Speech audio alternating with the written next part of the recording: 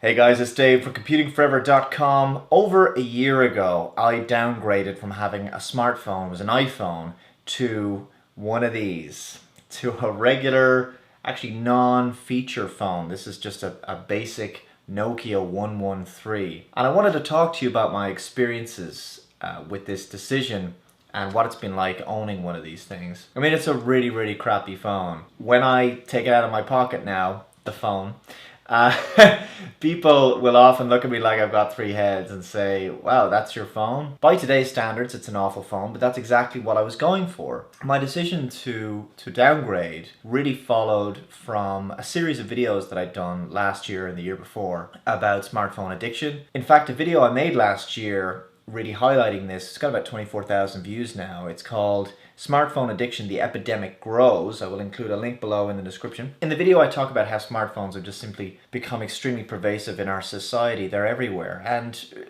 I just found myself starting to kind of fall into that trap. So you're out in a restaurant, you're hanging out in a bar with friends, maybe you're in school, maybe you're on the bus or on the train or any public place, in a park somewhere, or maybe you're observing other people, a group of other people, maybe there's a family or a couple across the restaurant from you, and you can see both of them on their smartphones. It just troubled me. It just troubled me observing this and being a participant in this. I felt that it was extraordinarily unhealthy, and I felt that it was not good for my attention span. And now, I personally find my attention span is not great these days anyway. I think primarily because there's just simply so much distraction on the internet. So when I'm trying to make a video or work on a project or write something, I find my attention kind of drifting a little bit while I'm using the computer. I'm distracted by an email, I think of something to Google and search for, and I go off on a tangent, or I'll be distracted by a tweet or a text from on my phone or whatever it might be. Having the internet on my computer right here on my desktop machine, on my iMac and indeed on my MacBook Pro is enough for me. And I think that the problem really begins when you suddenly have the internet in your pocket all the time whenever you want. You're kind of spoiled. I mean, how many times have you been watching a movie or a TV show and seen an actor that you think you recognize, and then you go, wasn't he in that thing with the... let me just check who that was. And then you find out all about them on IMDb while you're watching the movie, and you're supposed to be watching the film, but now you're second screening, which I think is just another euphemism for you've got a crap attention span and you can't concentrate on one thing at a time. And I found that I was doing that with my smartphone. And I don't want to make this video as in like, you've all got a problem and I'm cured, because that's not the point I'm trying to make here at all. Smartphones have their place. They're enormously beneficial, and phones in general, regular mobile phones, have their place in society. But what's not helpful is getting caught up in the whole social media sphere and the fact that you are constantly feeling this nagging thing in your brain going, check your phone, check your emails, check your Facebook, play some game or whatever, because it's extraordinarily addictive to go to the App Store and while away 45 minutes with some game you've downloaded. I mean, I found that I would often just sit on my bed or whatever, and if I'm bored, and I would just start playing Plants vs. Zombies, and before I knew it, like an hour had gone by, and I'm like, what the hell did I do? I didn't get anything out of that experience. I found that it was starting to encroach on my sleep from the glare of the phone at night. If I woke up during the night, checking an email or checking comments on my videos. I mean, doing this job, being a YouTuber, you're constantly receiving notifications and emails about different things that are happening on your channel. And I try and read everybody's comments, but there's also a time and place for that, and you have to be able to shut off from it. I know people who work in different jobs in sales and advertising and tech support and marketing.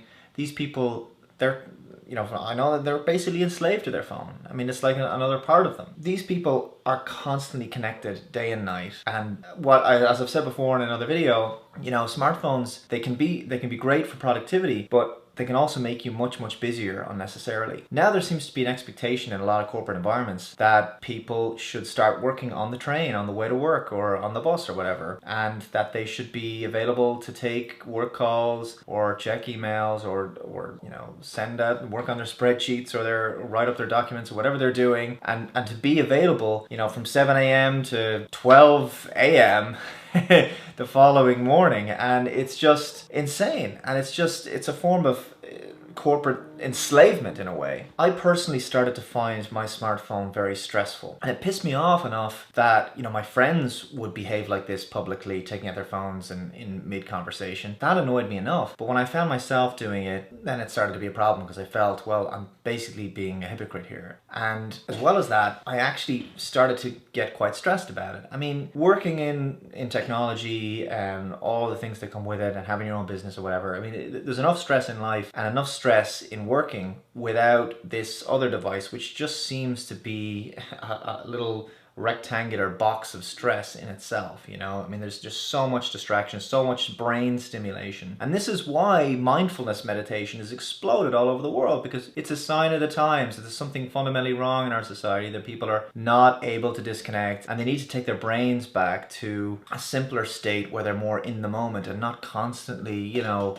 off in the past or in the future, or ruminating about, you know, what's happening online. A lot of people said to me at the time, well, if you're going to consider downgrading, and you don't want to have the web on the go and your emails on the go, and you don't want to, you know, be looking at YouTube videos on the go all the time and playing games, well, why not just disable the smartphone features? Just disable the 3G, for example, or, you know, depending on your phone, 4G if you have a 4G phone. Why don't you just disable that and don't use the Wi-Fi, and just use it for calls and texts like you would, and as a camera like you would on a regular phone. And you don't have to get rid of your iPhone. Well, that's a perfectly good suggestion, but in practice it doesn't really work that way. First of all, it is a smartphone, so there's the opposite end of the coin. People are going to say, well, why don't you use your smartphone like a smartphone? You know, well, what's the point of having a smartphone? But the second thing was that it just wasn't really practical, because I tried that for a while, and gradually you start to develop bad habits. You go, oh, I'll just go online now and just check this just once, and then I'll put it away. And I just couldn't disconnect. After 5 or 6 or 7 in the evening, I couldn't really stop doing that. I'd find myself, I'd go downstairs, watch a bit of TV, and then I'd find myself,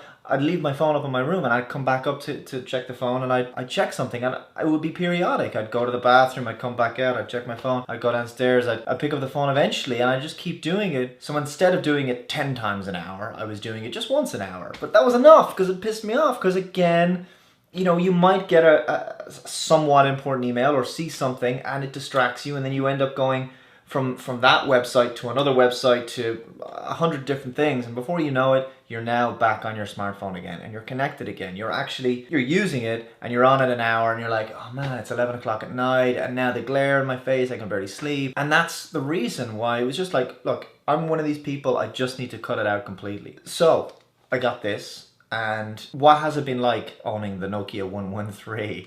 Well, it's actually been great, and I haven't missed having a smartphone at all. I actually said this to a friend recently. You know, I think if I still had a smartphone now, particularly when I'm out, I'm in a bar, I'm in a nightclub, I'm in a public place, and I see people. I mean, I saw there was a group of people, guys and girls, in one bar I was in, and they were all on their smartphones. These young people out for a night out, and they're just not there in the moment at all. What's the point?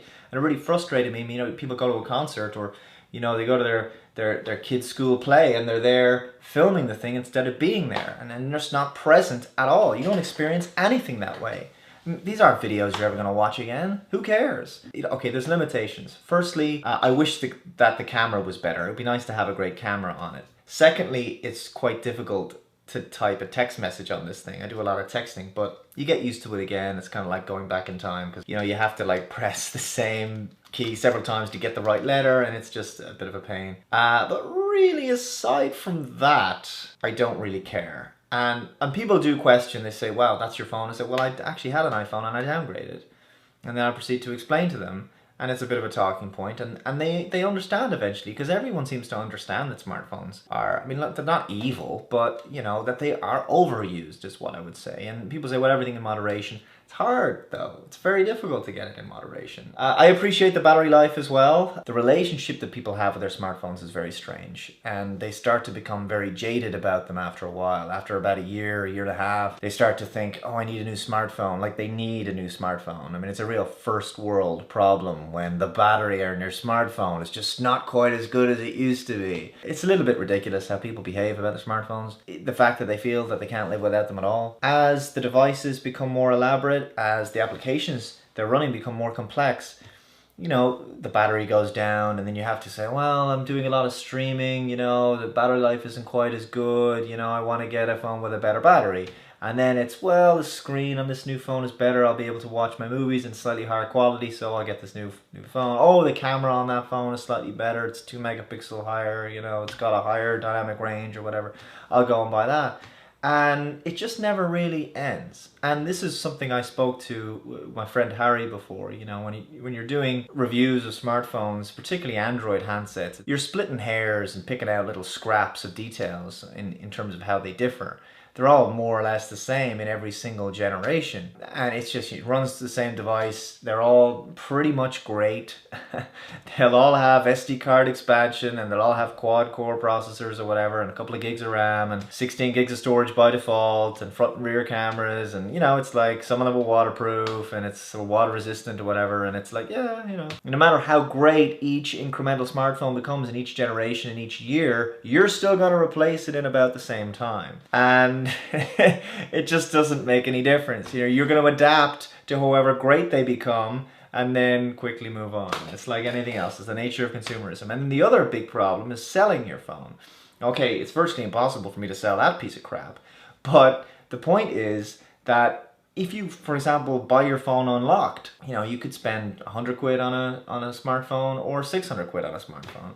And you'll try sell it then, and yeah, you can get a little bit of a return back.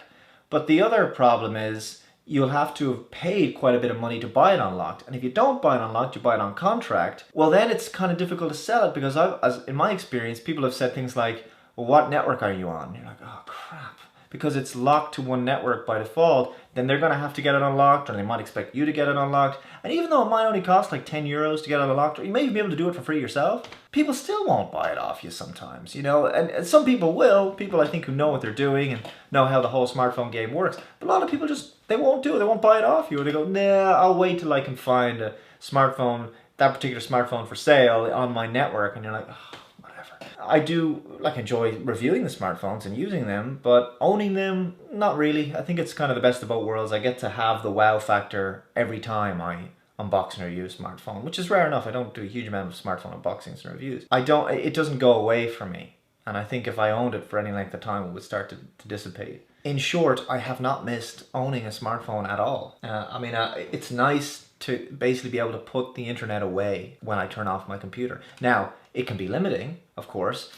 For example, if you're out somewhere and you're like, I'm looking for directions, it's really handy having Google Maps. And I won't deny that. I mean, it's a sacrifice. But mankind has survived for a couple 100,000 years without smartphones. So I think we're okay. I don't like the idea that we invent something that now we're fully dependent on. I'm not preaching saying, it's time to downgrade, the smartphone apocalypse is coming. It's very much here, we're living in it. But you can live and get on with it and be perfectly fine and it not to be a major issue. This is just simply an update for me to tell you guys about my experiences, and that if you are considering downgrading, go for it. Because you're really, you don't lose anything in your life at all. And I think, this phone is a piece of crap, but I accept from the beginning that it's a piece of crap. So guys, let me know your comments on this subject, smartphones and the whole smartphone world. And do you feel addicted yourself? Do you feel dependent on your smartphone? Again, check out that video that I made last year,